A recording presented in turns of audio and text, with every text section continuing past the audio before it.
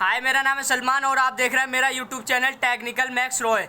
जैसा कि आप लोग जानते हैं, मैं 12th क्लास को हिंदी पढ़ाता हूँ सीबीएसई वालों को। और मैंने काव्य खंड का भरत राम का प्रेम, तुलसीदास के पद, ये 2 काव्य खंड मैंने सारे पाठ करा चुका हूँ। मैं डिस्क्रिप्शन में लिंक है और जाके डिस्क्रिप्शन में लिंक देखें, वीडियो ब्लू पे प्रेस करिए और वीडियो आ जाएंगी। और सारी वीडियो मैं कराता रहूँगा और मैंने पार्ट बाई पार्ट करवाई है ताकि आप बोर ना हो और जल्दी समझ में आ जाए। अब जीवन परिचय मैंने 2 जीवन परिचय करा दिए, तुलसीदास का और इस घनानंद जी का। घनानंद का करा दिया मैंने और वो मुझे ज़्यादा इम्पोर्टेंट लगे इसलिए मैंने करा दिया वो। और प्राचीन में से एक जरूर आएगा। प्राचीन में कवि हैं 4 में से एक जरूर आना, 100% आना, लिख के दे रहा हूँ, एक जरूर आना है उसमें से। तो इसलिए आप 4 याद कर लीजिए, ना कि आधुनिक के सारे याद करो। इसलिए 4 याद कर लिए, 4 में से एक आ जाएगा। और ज़्यादा इंपॉर्टेंट लग रहा है वो तुलसीदास और घनानंद। पहले ये 2 करिए, फिर विद्यापति सागर का करिए, फिर मलिक मोहम्मद जायसी का। इसलिए 2 करा दिए मैंने, ये तीसरा करा रहा हूँ, एक चौथा और करा दूंगा मैं। और चलो, मैं डिस्क्रिप्शन में सारी की वीडियो के लिंक मिल जाएंगे, जाके देख सकते हो। चलो, मैं अपना जीवन परिचय स्टार्ट करता हूँ। ये कवि परिचय, यहाँ जैसे लिखने की तरीका सारी चीज़ मैं बताऊंगा।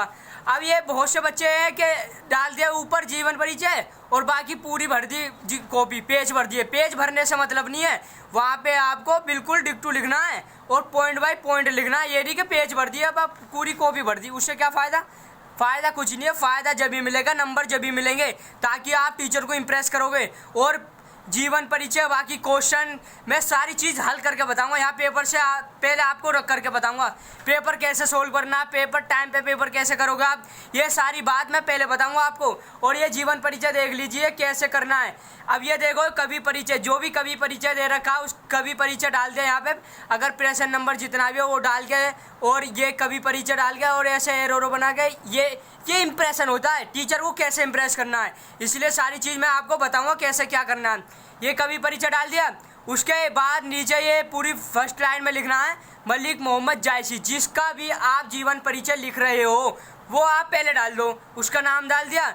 उसके बाद एक लाइन छोड़ी स्टार बना के, ताकि स्टार से ये हो जाता है कि हाँ इससे लाइन शुरू हुई है। यह ना कि कुछ भी नहीं बनाया, एरो बना दो, कुछ तो बनाओगे जब तो कुछ इंप्रेस जमेगा।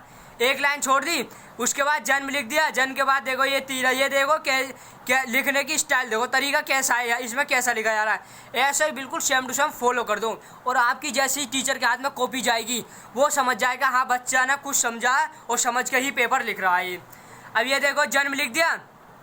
जन्म आप इसका लिख सकते हो 1492 में उत्तर प्रदेश के जायस ग्राम में हुआ। जायस ग्राम में इनका जन्म हुआ था। ग्राम माने गांव कह सकते हैं, ग्राम एक ही बात है लेकिन शुद्ध भाषा लिखी है, आप हिंदी ग्राम बोलेंगे इसमें। 1492 उत्तर प्रदेश के जायस ग्राम में हुआ था, ये लिख दिया। उसके बाद एक लाइन छोड़ गए, फिर ये जीवन परिचय। अब ये जीवन परिचय डॉट डॉट करके ये स्टार दबा दिया, स्टार बना दिया। ये देख लो कैसे लिख रहा हूँ मैं। ये सारी चीज़ स्क्रीनशॉट ले लो, दिमाग में फिट कर लो, माइंड में सेट कर लो, ताकि आप वहाँ पर पेपर में सही से लिख पाओ। ये देख लो और बैठा लो दिमाग में कैसे पेपर देना हमें वहाँ। एक जीवन परिचय लिख के फिर एक लाइन छोड़ के फिर यहाँ पे स्टार बना के फिर करना जायस में रहने के कारण जायसी कहलाए। मतलब जायस के ये रहने वाले थे इसलिए सब जायसी कहने लगे, तो ये जायस के रहने वाले थे इसलिए इन्हें जायसी कहलाए। हिंदी साहित्य में ये देखना डॉट बिल्कुल पेन बिल्कुल एरो वहीं चलाऊंगा जहाँ आप चल रहे हो, जहाँ पढ़ाऊंगा वहीं पे एरो चलेगा। हिंदी साहित्य में मलिक मोहम्मद जायसी का नाम प्रसिद्ध है। ये भक्ति काल के निर्गुण भक्ति धारा के सूफी शाखा के प्रतिनिधि कवि हैं। ये शारीरिक दृष्टि से क्रूप थे। इनका आधा शरीर टेढ़ा था और मुख पर चेचक के दाग थे। मुख माने मुंह पर चेचक के दाग थे। और ये देखो स्टार, ये बना दी 3 लाइन, फिर उसके बाद स्टार बना दिया। फिर ये लिखना है ये अपने समय के सिद्ध पहुँचे हुए फकीर माने जाते थे। अब ये वाली लाइन लिख दी, अब उसके बाद स्टार बना दिया। उन्होंने सैयद अशरफ और शेख बुरहान को अपना गुरु माना है। फिर ये लाइन लिख दी, फिर स्टार बन दिया। जायसी जी प्रेम मार्गी कवि थे। इनके मुख पर चेचक के दाग थे। तो कहा जाता है कि जब सुल्तान शेरशाह सूरी ने, अब देखो मैं आपको अपनी तरफ से बता रहा हूँ, ये क्या आपको थोड़ी सी अपनी तरफ से नॉलेज रहेगी ना। अब मैं इसे बढ़ा देता, फिर कहते कि आपने तो बढ़ा दिया पैराग्राफ, आप कह रहे थे सरल भाषा में कराऊंगा मैं, इसीलिए मैंने ये पूरा बढ़ाया नहीं है। वो आपकी मर्जी है कि आप कितना कर दो, लेकिन ये जो मैंने कर रखा ना, इससे भी आपको पूरे नंबर मिलेंगे। अलग से उसके कवि के बारे में अलग से नॉलेज ले लोगे ना, तो आप वहाँ पर याद करके वहाँ पर और लिख दोगे तो थोड़ा इंप्रेशन जम जाएगा, इसलिए अलग से मैं इनके बारे में बताता हूँ। कहा जाता है कि जब सुल्तान शेरशाह सूरी ने इन्हें देखकर हंसा तो कहा, इन्होंने, शेरशाह सूरी था सुल्तान, तो वो ने इन्हें देखकर हंस गए थे, तो इन्होंने कहा उस बनाने वाले पर हंसो, मुझ पर क्या हंसते हो। यह सुनकर सुल्तान बहुत लज्जित हुआ, मतलब ये वो सुल्तान जो था वो बहुत ज़्यादा शर्मिंदा में, अपने आप को बहुत ज़्यादा शर्मिंदगी महसूस कर रहा। अब जब उसने कहा था ना मुझ पर क्या हंसते हो, हंसना है तो बनाने वाले पर हंसो, इसलिए वो बहुत ज़्यादा लज्जित हुआ, बहुत ज़्यादा शर्मिंदगी महसूस हुई उसे, और उसने इनसे क्षमा मांगी। मलिक मोहम्मद जायसी जी से शेरशाह सूरी ने क्षमा मांगी, क्योंकि उन्होंने, अब देखो किसी भी असहायता की कमजोरी का मजाक नहीं उड़ाना चाहिए। जैसे शारीरिक कमजोरी से है कोई व्यक्ति, तो उसकी शारीरिक कमजोरी का मजाक नहीं उड़ाना चाहिए। क्या पता आगे किसी के साथ हो, ऐसा हो जाए, एक्सीडेंट हो जाए या कुछ भी हो जाए, ये तो भगवान का सारी चीज़ होती है, इसलिए आपको किसी के साथ शारीरिक दृष्टि से उसका मजाक नहीं बनाना चाहिए। इसलिए जो सुल्तान था उसने मलिक मोहम्मद जायसी से माफ़ी मांगी, क्योंकि उससे कुछ गलती ना हो। चलो इसकी रचना देख लेते हैं। ये मैंने आपको थोड़ी नॉलेज दी है इसके बारे में, ये याद करने की कोई ज़रूरत नहीं है, खाली एक बार ये इस वीडियो को पढ़ लो, देख लो, सुन लो, और ये दिमाग में बैठ जाएगी। उसके बाद इनकी रचना देख लो। इनकी रचना है पद्मावत, अखरावट, आखिरी कलाम, कहरनामा, मसलनामा।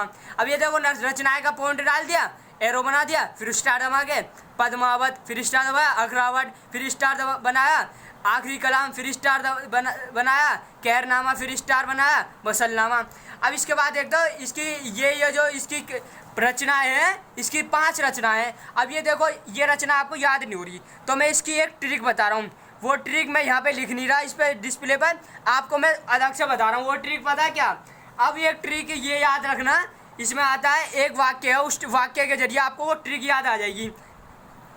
अब देखो इसकी याद करने की ट्रिक बताऊंगा मैं, एक से एक ट्रिक है, फॉलो करोगे ना, अब मैं कह रहा हूँ जीवन परीक्षा आप याद कर लोगे ना, इतने बढ़िया नंबर आने हैं वहाँ पे आपके। हिंदी में मैं कह रहा हूँ आपको हिंदी में बहुत मार्क वो ला सकते हो, क्योंकि हिंदी अपनी भाषा है, और आप जानते हो कि बचपन से हिंदी पढ़ी है आपने, इसलिए आप हिंदी को, किताब हिंदी सब्जेक्ट को पढ़ता नहीं है, वो बाद में देखते हो कि पेपर पर देख लेंगे, पेपर में पढ़ लेंगे 2-3 दिन पहले। इसलिए मैं आपको सारी ट्रिक बताऊँगा, उस ट्रिक के जरिए आप कैसे हिंदी में नंबर कैसे ला सकते। अब उस वाक्य के जरिए मैं आपको इनकी रचना याद करने की ट्रिक बताता हूँ। वो वाक्य है, जायसी का चित्र, आखिरी कलाम, पद्मा खाए अखरोट, ले कहना का नाम। अब मैं देखो दोबारा बता रहा हूँ, क्योंकि मैंने डिस्प्ले पे नहीं लिखा, दोबारा एक बार और बता रहा हूँ, फिर ध्यान से सुनो। जायसी का चित्र, आखिरी कलाम, पद्मा खाए अखरोट, ले कहना का नाम। अब देखो, अब इसका मतलब देखो, अब इसमें आया जायसी का नाम, जायसिया है, जायसा की। अब इसकी रचना देखो, अब इसमें आया है, इसमें जायसी का आया, तो जायसी का मतलब है जायसी की रचना है, जायसी का चित्र, यानी कि जायसी की रचना है। चित्र से मतलब है चित्र रेखा। आखिरी कलाम का मतलब है, इसमें देख लो, आखिरी कलाम का मतलब है आखिरी कलाम। पद्मा का मतलब है पद्मावत, एक मूवी आई थी, ये बहुत ज़्यादा फेमस इनकी रचना है, पद्मावत। अखरोट का मतलब है अखरावट। अब कान्हा का मतलब है कान्हावत। नाम का मतलब है कहरनामा। अब ये इसकी ये ट्रिक बनाने की, ये याद करने की ट्रिक है सारी, अब मैंने आपको बता दी कैसे याद करना है। अब इसकी साहित्यिक विशेषता देख लो, ये रचना लिख दी, उसके बाद साहित्यिक विशेषता देख लो।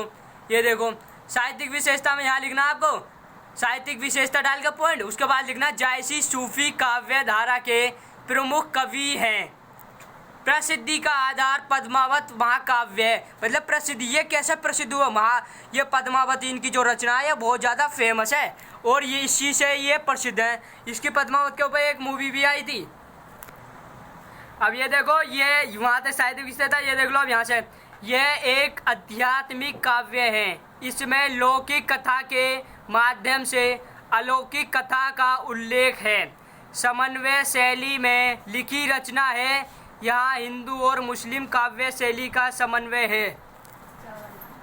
भाषा शैली, आम बोलचाल की भाषा, ये पॉइंट डाल दिया। उसके बाद स्टार, ये पॉइंट डाल के और ये एक लाइन पर पॉइंट डाल दिया। आम बोलचाल की भाषा, फारसी की मसनवी शैली, अनुप्रास, उपमा, रूपक, अलंकारों का सुंदर प्रयोग किया है। अब वो लिख के वहाँ जन्म लिख दिया था, सबसे एंड में लिख देनी स्टार बना के मृत्यु। इनकी मृत्यु कब हुई थी? 1542 में। Thank for watching my video, धन्यवाद। अब ये चैनल को सब्सक्राइब करिए, वीडियो पर लाइक करिए, कमेंट करिए और डिस्क्रिप्शन में सारी वीडियो की लिंक है, वहाँ पर जाके आप देख सकते हो। काव्य खंड भी है और गद्य खंड भी मैं करा दूंगा। अभी सारे जीवन परिचय की लिंक मैं वीडियो में दे रहा हूँ, आप वहाँ से देख सकते हैं सारी वीडियो। Thank you.